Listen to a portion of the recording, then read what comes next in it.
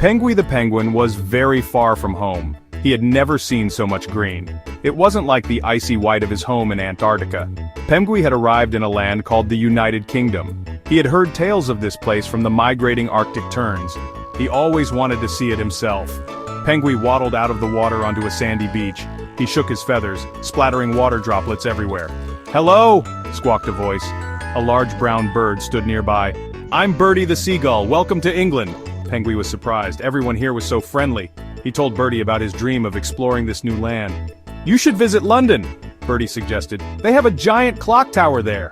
Penguin's eyes widened. A giant clock tower? That sounded exciting. Pip thanked Birdie and set off, eager to begin his adventure. He knew this journey would be full of surprises. He couldn't wait to see what awaited him in this land so different from his own. Penguin arrived in London after a long journey. The city was full of strange, loud, rushing things on wheels.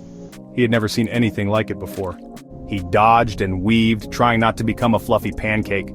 Finally he spotted it, the giant clock tower, just like Birdie described. "Wow!" Penguin exclaimed. The clock tower was even bigger up close.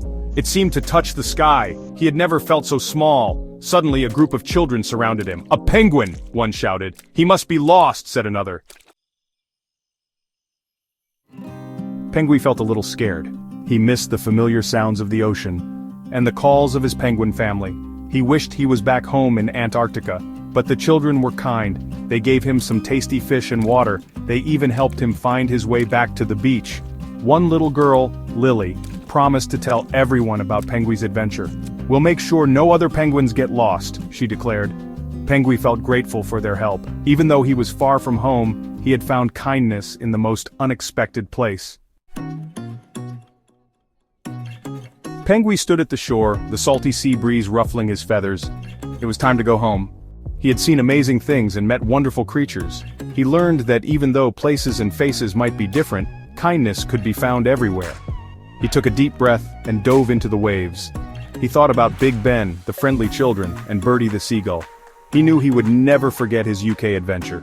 Penguin swam with a happy heart, carrying a new story to tell his penguin family back home in Antarctica.